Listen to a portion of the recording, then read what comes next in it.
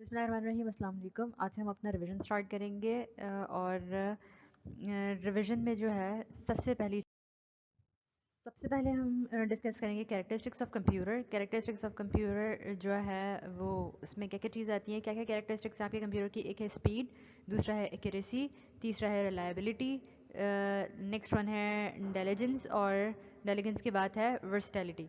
अच्छा देखें, स्पीड क्या है कि आपका कंप्यूटर बड़ी फास्टेस्ट मशीन है, मिलियंस और billions of calculations with in a second perform कर लेता है।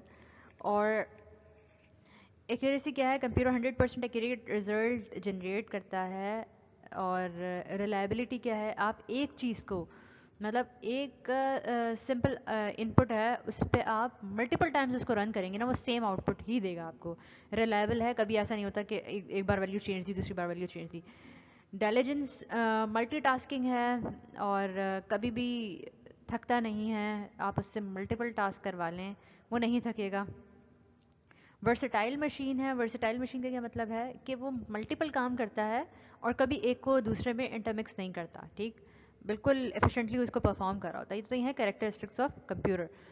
आपने करना क्या है, जो जो चीज़ें हम रिवीजन में इंपॉर्टेंट टॉपिक्स के तौर पर, वो सारी चीज़ें जो आपके प्रिपरेशन पेपर में भी इंक्लूडेड हैं, उन चैप्टर्स के हम ओवरव्यू करेंगे। तो ये वाले टॉपिक्स जो है ना, जो रिवीजन में इंक्लूडेड हैं, इनको आपने बहुत अच्छे से लर्न करना है अपने एग्जाम के लिए भी। सही, वर्सटैलिटी हो गई। उसके बाद आपके पास जो नेक्स्ट है वो है डाटा प्रोसेसिंग साइकिल। अब आपको पता है डाटा प्रोसेसिंग साइकिल में तीन चीज़ें, इनपुट, आउटपुट और प्रोसेस। इनपुट क्या होता है, जो भी हम दे रहे होते हैं वो इनपुट होता है। आउटपुट क्या होता है, जो कंप्यूटर के सिस्टम की स्क्रीन पे हमें नज़र आ रहा होता है। और प्रोसेसिंग क्या है, आपके पास प्रोसेसर जो है वो एक प्रोसेसिंग डिवाइस है। चलता कैसे है, आपने कुछ इनपुट दिया, जैसे फर्ज करें मैंने दिया 2+3, इनपुट डिवाइस से कहाँ जाता है वो, मैंने इनपुट दिया, वो कहाँ गया, प्रोसेसर के पास प्रोसेसिंग के लिए, ठीक है। उसने इसका रिजल्ट कैलकुलेट किया कि भाई 2 और 3 5 होते हैं, और उसने कहाँ भेज दिया, आउटपुट डिवाइस पे भेज दिया इसको, ठीक है। देखें, अब आपने प्रिंटर्स करना है, सही है। आउटपुट डिवाइस में जो पहली डिवाइस है वो है प्रिंटर, ये आपको उसमें भी मिलेगी, आपके प्रिपरेशन पेपर में भी मिलेगी। तो देखिए, आपने, अगर मैं इम्पैक्ट प्रिंटर्स पूछूं तो आपने ये टाइप्स डिफाइन करनी है, और जब मैं नॉन इम्पैक्ट पूछूं तो आपने ये तीन टाइप्स डिफाइन करनी है।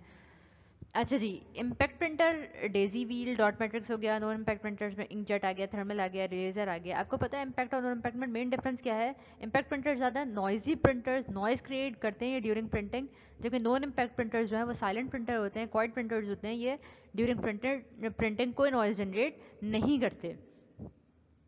इसमें डेजी व्हील में क्या था कि भाई आपके पास एक व्हील होता है जिसके पेटल्स, जैसे व्हील के पेटल्स होते हैं, ऐसे ही उसमें कुछ पेटल्स लगे हुए होते हैं, उसके ऊपर कैरेक्टर्स इम्पोज होते हैं। ये आपके पास कोई ग्राफिक्स प्रिंटिंग करते हैं, जबकि डॉट मैट्रिक्स आपके पास ग्राफिक्स इमेजेस भी प्रिंट करते हैं। इनकी स्पीड का कंपैरिजन हमने बहुत अच्छे से देखा था इन सारे प्रिंटर्स का। इसके अलावा आपके पास थर्मल प्रिंटर है नॉन इम्पैक्ट में। थर्मल प्रिंटर्स हीटिंग मैकेनिज्म पे चल रहे होते हैं। इसके लिए एक स्पेशल पेपर हमने पढ़ा था, वैक्सी पेपर, जिसके ऊपर ये प्रिंटिंग करता है। इसके अलावा लेज़र प्रिंटर है, ये लेज़र टेक्नोलॉजी को इस्तेमाल करते हुए आपके पेपर में प्रिंटिंग करते हैं, बिल्कुल इसी तरह से जिस तरह से फोटोकॉपियर का मैकेनिज्म होता है। इसके अलावा इंकजेट प्रिंटर है। इंकजेट प्रिंटर्स होम यूज़ के लिए बेहतरीन प्रिंटर्स हैं। मोस्टली लोग ये, इससे भी आप कलर प्रिंटिंग भी कर सकते हैं और ब्लैक एंड वाइट प्रिंटिंग भी कर सकते हैं, लेकिन इन सब में से सबसे फास्टेस्ट है इन तीनों में, वो है लेज़र प्रिंटर। नेक्स्ट देखते हैं। नेक्स्ट आपके पास हार्डवेयर एंड सॉफ्टवेयर।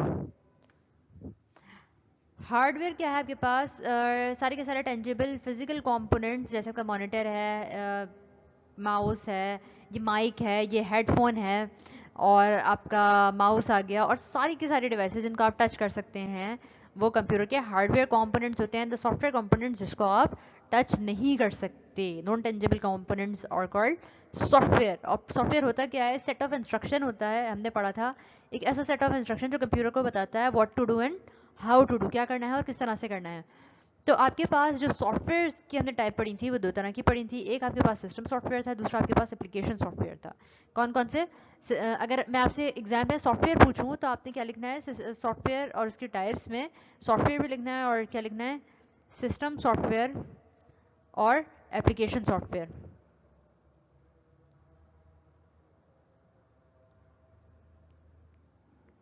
सही है। ये दोनों जो है सॉफ्टवेयर आपने अच्छे से याद करने हैं और सॉफ्टवेयर की डेफिनेशन भी याद करनी है। सिस्टम सॉफ्टवेयर एक जो आपका सिस्टम रन करवाने में मदद देता है, जो आपका हार्डवेयर ऑपरेट कराने में मदद देता है। बगैर इसके आपका हार्डवेयर ऑपरेट नहीं कर सकता।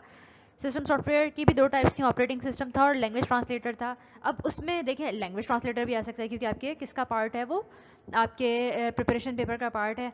तो लैंग्वेज ट्रांसलेटर क्या है, जो हाई लेवल लैंग्वेज को लो लेवल लैंग्वेज में ट्रांसलेट करते हैं। अब हाई लेवल लैंग्वेज, एक ऐसा कोड जो हाई लेवल लैंग्वेज में लिखा हुआ होता है वो सोर्स कोड कहलाता है, and the object code is what, जो आपका कोड मशीन लैंग्वेज में लिखा हुआ होगा वो आपके पास ऑब्जेक्ट कोड कहलाएगा। कंपाइलर, आपके पास ट्रांसलेटर दो तरह के हैं, कंपाइलर और इंटरप्रेटर। दोनों क्या करते हैं, दोनों जो है ट्रांसलेशन का काम ही कर रहे होते हैं। एक लाइन बाय लाइन प्रिंटिंग करता है और एक as a whole program read करके end of the program error code generate करता है, विच इज कॉल्ड कंपाइलर।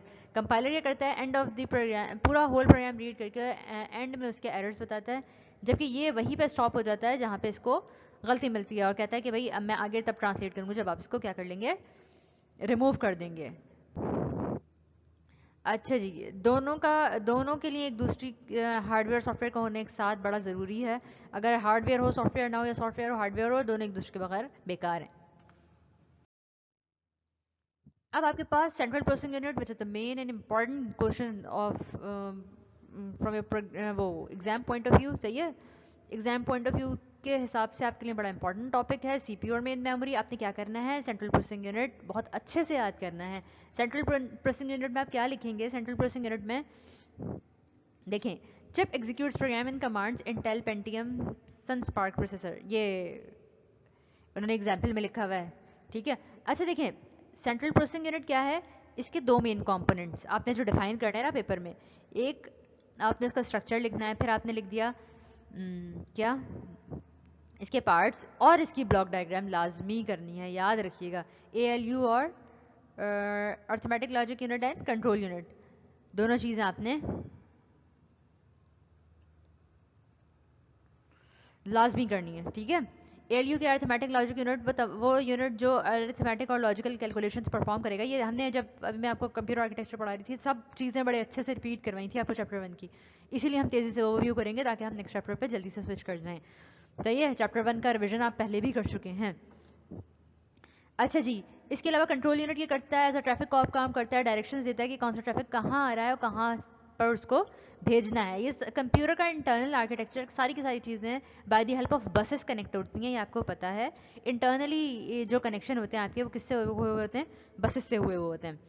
अच्छा जी, अब सेंट्रल प्रोसेसिंग यूनिट के बाद आपके पास है मेन मेमोरी। मेन मेमोरी आपकी प्राइमरी स्टोरेज एरिया है। एक एससी मेमोरी, देखें अगर आप प्राइमरी मेमोरी के साथ ये वाली डायग्राम बना देंगे ना तो आपको एक्स्ट्रा ही मार्क्स देंगे। क्यों, क्योंकि देखें कितनी विजिबिलिटी शो कर रहा है कि भाई प्राइमरी स्टोरेज डिवाइसेस क्या होती हैं।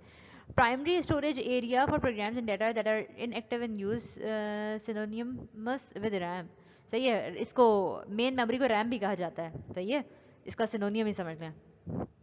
अच्छा जी, सेंट्रल प्रोसेसिंग, वो तमाम के तमाम डिवाइसेस जिनको central processing unit directly access कर सकता है, these are called this primary storage devices. वो तमाम के तमाम स्टोरेज डिवाइसेस जिनको central processing unit directly access कर देगा, which is directly accessible by central processing unit, is called the primary storage, and those devices which are not directly accessible by central processing unit is called secondary storage. secondary storage को अगर access करना है central processing unit ने, तो पहले secondary storage का data उठ कर रैम में आएगा, रैम से डायरेक्टली एक्सेस कर सकता है आपका सेंट्रल प्रोसेसिंग यूनिट।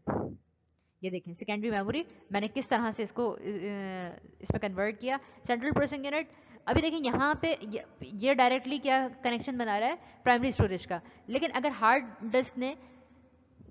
डिस्क का कोई डाटा सेंट्रल प्रोसेसिंग यूनिट ने क्या कर रहा है, प्रोसेस कर रहा है, तो हार्ड डिस्क से कहाँ जाएगा, मेन मेमोरी में जाएगा, मेन मेमोरी से कहाँ जाएगा, सेंट्रल प्रोसेसिंग यूनिट में। तो सेकेंडरी सारी की सारी यूएसबी स्टोरेज भी आपके पास सेकेंडरी डिवाइस है।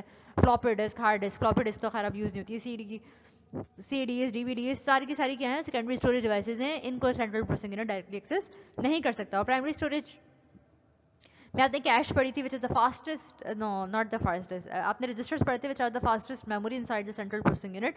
हमने कुछ रजिस्टर्स डिस्कस भी किए थे अपने चैप्टर्स में कि कौन कौन से रजिस्टर्स होते हैं, उनकी क्या क्या फंक्शनैलिटीज़ होती हैं। नेक्स्ट आपके पास रजिस्टर के बाद एक और मेमोरी आती है कैश मेमोरी, है ना। कैश मेमोरी भी हमने देखी थी। कैश मेमोरी क्या होती है आपके पास? कैश मेमोरी भी जो है वो सेंट्रल प्रोसेसिंग यूनिट के अक्सर अंदर लगी हुई होती है, अक्सर उसके साथ अटैच्ड होती है, सही है।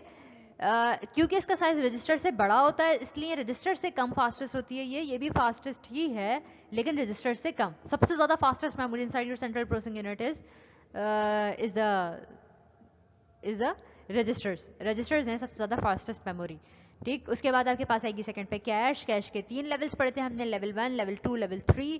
फिर हमने कोर टू डू का आर्किटेक्चर देखा था कि इसका क्या मतलब है, कोर टू डू में किस तरह से ये लेवल्स डिवाइड होंगे, कौन कौन किस किस को शेयर करेगा। ये चीज़ें हमने बहुत डिटेल्ड पहले भी डिस्कस की हैं, ठीक है। अच्छा जी, हार्ड डिस्क आपने पढ़ी थी। हार्ड डिस्क में किस तरह से डाटा स्टोर होता है, किस किस तरह से आप उसको यूटिलाइज करते हैं। भाई देखें, हार्ड डिस्क में जो मैं आपको उसका मैकेनिज्म बता दूं थोड़ा सा। अगर आपके पास पेपर में हार्ड डिस्क आएगा तो आप उसका स्ट्रक्चर और मैकेनिज्म दोनों चीज़ें लिखेंगे। हार्ड डिस्क में फ्रेगमेंटेशन होती है और डीफ्रेगमेंटेशन होती है, सही है। हमने देखा था कि आपके पास हार्ड डिस्क में डाटा सीक्वेंशियली स्टोर हो रहा होता है, सही है, सीक्वेंशियली स्टोर होता है। अब फर्ज करें ये 5 MB की फाइल थी और इसके नीचे मैंने 4 MB का कोई और डाटा कर दिया और ये 3 MB, ये 3 MB है, सही है। अब ये वाला डाटा मेरा मैंने रिमूव कर दिया, ऊपर 2 था नीचे 3 था, सही। ये वाला डाटा रिमूव कर दिया, बीच में क्या बन गया, एक स्पेस बन गया, एम्प्टी स्पेस। तो अब जो नई आने वाली फाइल है वो इस जगह पर आ जाएगी, ठीक है। लेकिन नई आने वाली जो फाइल थी उसका साइज ये 5 MB का स्पेस है ना, जो नई आने वाली फाइल है ना उसका स्पेस 7 MB है। सही है। तो 5 यहाँ चला जाएगा और बाकी क्या हो जाएगा, 2 MB यहाँ चला जाएगा। तो वो फाइल्स जो डबल क्लिक के बाद खुलने में थोड़ा सा टाइम लेती हैं वो बेसिकली फ्रेगमेंटेड फॉर्म में सेव होती हैं आपके इसमें। तो ये फ्रेगमेंट्स बन गए हार्ड डिस्क में। और जब आप किसी भी फाइल पर क्लिक करते हैं तो ये डीफ्रेगमेंटेशन हो जाती है, यानी जो फ्रेगमेंट्स बने हुए ये आपस में ज्वाइन हो जाते हैं, कंबाइन हो जाते हैं, ठीक है। अच्छा जी, floppy disk it's also secondary storage device. और प्राइमरी में मैंने आपको सारे बता दिया। अच्छा, प्राइमरी में आपने रैम रोम दोनों प्राइमरी स्टोरेज हैं। आपको मैंने बताया था सारी के सारी प्राइमरी डिवाइसेस कौन कौन सी, कैश बताए, रैम रोम बताया और मेन मेमोरी बताई, ठीक है। ये सारी की सारी डिवाइसेस क्या हैं, ये सारी की सारी डिवाइसेस वॉलेटाइल इन नेचर हैं एक्सेप्ट रोम। रोम का डाटा जो है वो वॉलेटाइल नहीं होता, जबकि नॉन वॉलेटाइल होता है, ठीक है। नॉन वॉलेटाइल मतलब परमानेंटली स्टोर रहता है। रोम में जो इंस्ट्रक्शंस होती हैं वो परमानेंटली स्टोर रहती हैं, जिनको आप फर्मवेयर कहते हैं, ठीक। अच्छा जी, information is moved between the main memory and the secondary memory as needed, ये तो आपको पता है, अभी बताया है मैंने। Input output devices, these are the input devices. अब ये थोड़ी सी ना वही वाली डायग्राम है, अगर आप इसको गौर करें ना, देखिए मैंने डायग्राम्स को कन्वर्ट इस तरह से किया हुआ है कि मतलब आप जब देखेंगे ना आपको समझ आएगा कि हाँ भाई किस तरह से कन्वर्ट हो रही है चीज़ें। अब मैंने कोई कीबोर्ड से इनपुट दिया 2+3, देखें अब डाटा प्रोसेसिंग साइकिल करके देखते हैं। इनपुट कहाँ जा रहा है भाई, ये यहाँ से यहाँ जा रहा है, इससे 5 कैलकुलेट किया और आंसर कहाँ भेज दिया, इधर भेज दिया मॉनिटर के ऊपर, सही है। ये वही डाटा प्रोसेसिंग साइकिल है जो भी हमने पढ़ी थी। Barcode reader, scanner, scanning devices में बारकोड रीडर है, MIR है, MCR है और कितनी सारी चीज़ें हैं जो स्कैनिंग डिवाइसेस में इंक्लूड है, जो जिनको आप इनपुट डिवाइसेस कहते हैं। इनपुट डिवाइसेस कौन से, उनकी कीबोर्ड है। लेकिन जो आप अपने एग्जाम के लिए प्रिपेयर करेंगे ना स्कैनिंग इनपुट डिवाइस, वो करेंगे जस्ट आप स्कैनिंग डिवाइस करेंगे एज ए इनपुट डिवाइस का प्रिपेयर करेंगे। किसकी प्रिपरेशन करेंगे, स्कैनिंग डिवाइस की, कि भाई स्कैनिंग डिवाइस क्या होती है, ठीक। और आपके पास क्या है, स्कैनिंग डिवाइस में आपने बार कोड रीडर पढ़ा था, उसकी टाइप्स पढ़ी थी, MICR पढ़ा था, MAR नहीं सॉरी MAR तो रजिस्टर है, सही, MICR पढ़ा था, मैग्नेटिक इंक कैरेक्टर रिकग्निशन, सही।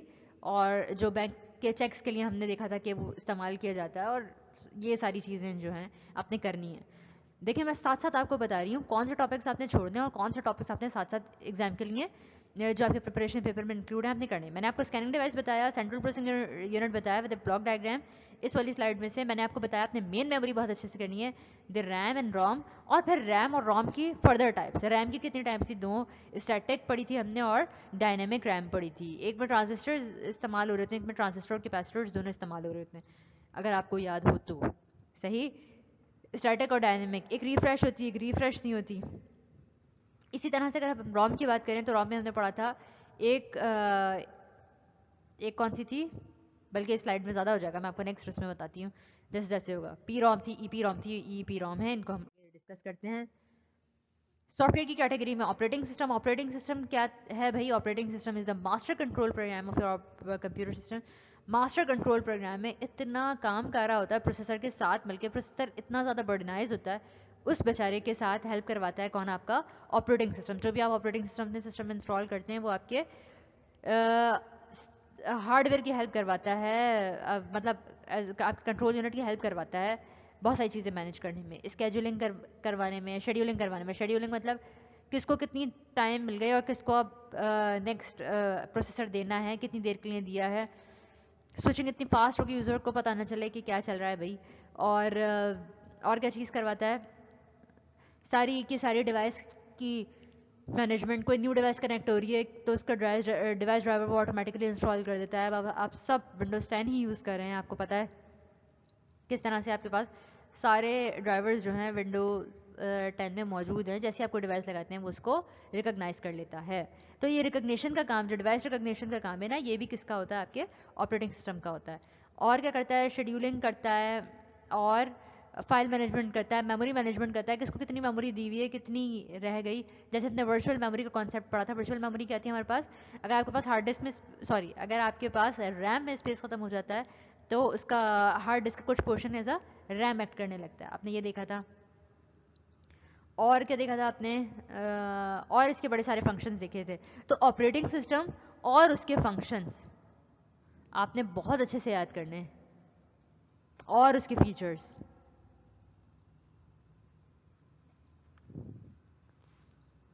Control all machine activities, provide the user interface. अब आपने ये भी देखा था कि ऑपरेटिंग सिस्टम के दो इंटरफेसेस होते हैं। इंटरफेस की बात आई है तो मैं आपको बता दूं, एक कमांड लाइन इंटरफेस है, ग्राफिकल यूजर इंटरफेस है। कमांड लाइन इंटरफेस जिस पे आप by the help of commands उसको ऑपरेट करते हैं। अगर आपने कोई फाइल खोलनी भी ना तो आपको लिख के बताना पड़ेगा कि भाई क्या करना है उसने, सही। और अगर आपने क्या करना है, अगर आपके पास ग्राफिकल यूजर इंटरफेस है जो कि आप सब इस्तेमाल कर रहे हैं, विच इज कॉल्ड विंडोज 10 अभी आप लोग यूज़ कर रहे हैं, इसका भी ग्राफिकल यूजर इंटरफेस है। उस पर क्या होता है? Just by single click, single और डबल क्लिक आपके पास वो फाइल ओपन हो जाती है। आपको कोई ज़रूरत नहीं है उसका पाथ याद रखने के लिए और वॉट एवर सारी चीज़ें करने के लिए, ना कोई कमांड्स याद करनी पड़ती हैं, सही है। तो बड़ा यूज़र फ्रेंडली इन्वायरमेंट होता है किसका? ग्राफिकल यूज़र इंटरफेस का। रिसोर्सेज मैनेज करता है। रिसोर्सेज क्या? आपके पास सेंट्रल प्रोसेसिंग यूनिट कितना है, कितनी देर के लिए, किसे, मैंने कहा ना अभी शेड्यूलिंग वाला काम जो है, किसको कितनी देर के लिए प्रोसेसर मिल गया है, किसको मिलना चाहिए। मेमोरी, किस तरह से एफिशिएंट यूज़ ऑफ मेमोरी है, जैसे मैंने वर्चुअल मेमोरी का कॉन्सेप्ट बताया आपको, ये सारी चीज़ें। एग्जाम्पल अगर मैं पूछूँ आपसे एग्जाम में सॉफ्टवेयर की, तो आपने क्या लिखनी है? आपने लिखना है Windows 98, Windows NT, Unix, Linux, Mac OS, Windows 10, Windows 8, Windows 8.1, Windows 7, Windows Vista. ये सारे के सारे वर्जन जो हैं, ये सारे इसकी ऑपरेटिंग सिस्टम की जो है वो किस में लिखेंगे आप? एग्जाम्पल्स में लिखेंगे। नेक्स्ट देखते हैं एप्लीकेशन प्रोग्राम। अब देखें, एक वो एक ऐसा सॉफ्टवेयर है जो पूरा आपका सिस्टम मैनेज कर रहा है, सही है, कंट्रोल यूनिट के साथ मिलकर। एक ऐसा सॉफ्टवेयर भी होता है जो आपके ऑपरेटिंग सिस्टम पे रिलाय कर रहा होता है। अगर ऑपरेटिंग सिस्टम नहीं होगा तो आप उसको इंस्टॉल नहीं कर सकते, विच इज कॉल्ड एप्लीकेशन सॉफ्टवेयर, जिसको आप अपने मोबाइल में ऐप्स के नाम से जानते हैं, AWPS ऐप्स, सही है। एप्लीकेशन सॉफ्टवेयर कहलाता है वो। आप मल्टीपल टाइप, वर्ड है, एक्सेल है, ये सारी चीज़ें आपने पढ़ी है ना, ये सब क्या है आपके पास? ये सब आपके पास एप्लीकेशन सॉफ्टवेयर हैं। अब एप्लीकेशन सॉफ्टवेयर की बुक में आपकी दो टाइप्स दी हुई हैं, एक यूज़र रिटर्न, एक रेडीमेड। कुछ ऐसे सॉफ्टवेयर होते हैं जो बने बनाए आते हैं, आप जस्ट उनको उठा के और इस्तेमाल करते हैं, जैसे वर्ड है, एक्सेल है, फोटोशॉप है, इलस्ट्रेटर है, और बेतहाशा सॉफ्टवेयर्स हैं, पावर पॉइंट है, सही। ये सारे क्या है? रेडीमेड है, बने बनाए। एक ऐसा होता है कि आपके पास कोई डिमांड आई है यूज़र की और आप फिर उसको जनरेट करते हैं, सही है, कि भाई उसमें मुझे एक सॉफ्टवेयर बना के दे दें जिसमें ये काम होते हों, ठीक। एक यूज़र रिटर्न होता है जो यूज़र लिखता है अपनी आसानी के लिए, और एक वो होता है जो बिल्ट इन होता है। एग्जाम्पल में आप कुछ भी लिख सकते हैं इसकी, अभी आपको बताया है ग्राफिकल, सॉरी क्या क्या बताया मैंने इसकी एग्जाम्पल में। वर्ड प्रोसेसर है एप्लीकेशन सॉफ्टवेयर में, और स्प्रेडशीट के सारे सॉफ्टवेयर। और आपके पास कौन सा आएगा? फोटोशॉप बताया मैंने, इलस्ट्रेटर बताया, ये सारी की सारी चीज़ें जो हैं इसी में इंक्लूडेड है। नेक्स्ट है आपके पास पोर्ट्स। पोर्ट्स क्या चीज़ होती हैं, आपके सिस्टम के बैक साइड पे लगा हुआ होता है, क्या करता है, आपको अलाउ करता है कि आप उससे एक्सटर्नल डिवाइसेस कनेक्ट कर लें by the help of ports. दो तरह के पोर्ट्स होते हैं आपके पास, एक होता है आपके पास सीरियल पोर्ट, दूसरा होता है आपके पास पैरेलल पोर्ट। सीरियल पोर्ट आपके पास क्या करता है, सीरियल ट्रांसमिशन करता है, बिट बाय बिट डाटा जाता है, यानी स्लो रेट पे डाटा जा रहा होता है। अगर डाटा फास्ट रेट पे भेजना है तो और सॉरी, अगर आपके पास पैरेलल पोर्ट है तो डाटा फास्ट जाएगा, एक पूरा जो स्ट्रीम है डाटा का वो एक साथ सेंड हो जाएगा। सीरियल पोर्ट को मेल पोर्ट भी कहते हैं, पैरेलल पोर्ट को फीमेल पोर्ट भी कहते हैं।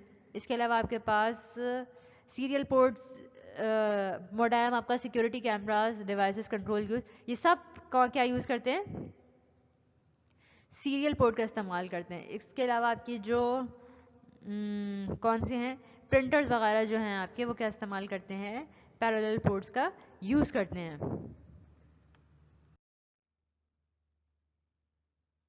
नेक्स्ट आपके पास मेमोरी है। मेमोरी में आपके पास सेल्स होते हैं, सही है। मेमोरी सेल्स में डिवाइड होती है, मल्टीपल सेल्स होते हैं, इसकी एक लोकेशन को सेल कहते हैं, इसके एड्रेसेस भी होते हैं। एड्रेस करने के लिए होते हैं, अगर मैं किसी भी चीज़ का एड्रेस मेरे पास होगा तो मैं उसको एड्रेस कर सकती हूँ आराम से कि भाई 9281 पे क्या पड़ा है, सही है, इस वाली सेल लोकेशन पे क्या पड़ा है, ये क्या है इसका एड्रेस, और यहाँ जो आएगा उसका कंटेंट आएगा। अब हम डिस्कस करते हैं टाइप्स ऑफ रैम। रैम की दो तरह की टाइप्स हैं, एस रैम और डी रैम। इसको मैंने प्रीवियसली भी बताया था। S RAM holds the data in the static form, सही है, as long as the memory has power, सही है। अगर उसे कंटिन्यूस सप्लाई ऑफ इलेक्ट्रिसिटी मिलता रहे तो वो डाटा को होल्ड करके रखता है, अदरवाइज वो डाटा को लॉस्ट कर देता है। तो रैम की प्रॉपर्टी भी है।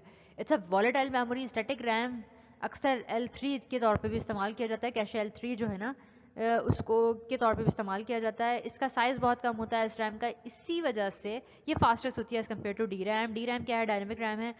ये जो है कंस्टेंटली जो है वो रिफ्रेश हो रही होती है, और हर बार जो है वो नया रिफ्रेश होती है और डाटा को लूज़ कर देती है, प्रीवियस डाटा को। और और क्या करती है, आपके कंप्यूटर सिस्टम्स में, आपके लैपटॉप्स में जो रैम लगी हुई है वो डी रैम है। ये आपके पास पूरी मेमोरी हायरार्की आ गई। ये हमने सारी चीज़ें अभी हमने दोबारा देखी थी। रजिस्टर्स फास्टेस्ट मेमोरी लोकेशन थे, सेकंड फास्टेस्ट आपके पास कैश थी, फिर मेन मेमोरी, और फिर जितनी भी डिवाइसेस आती है ना सेकेंडरी स्टोरेज की, वो हो जाएंगी। मैग्नेटिक डिस्क में आपके पास हार्ड डिस्क आ जाएगा, मैग्नेटिक टेप, ये सारी चीज़ें किस पे आ जाएंगी आपके पास, इस हायरार्की में आ जाएंगी, first second third fourth fifth, ठीक है। अच्छा जी, इस लेक्चर को हम यहीं पे वाइंड अप करेंगे। हम नेक्स्ट रिवीजन के लेक्चर में आगे की चीज़ें डिस्कस करेंगे। मैं मिलूंगी आपसे नेक्स्ट लेक्चर में। अल्लाह हाफ़िज़।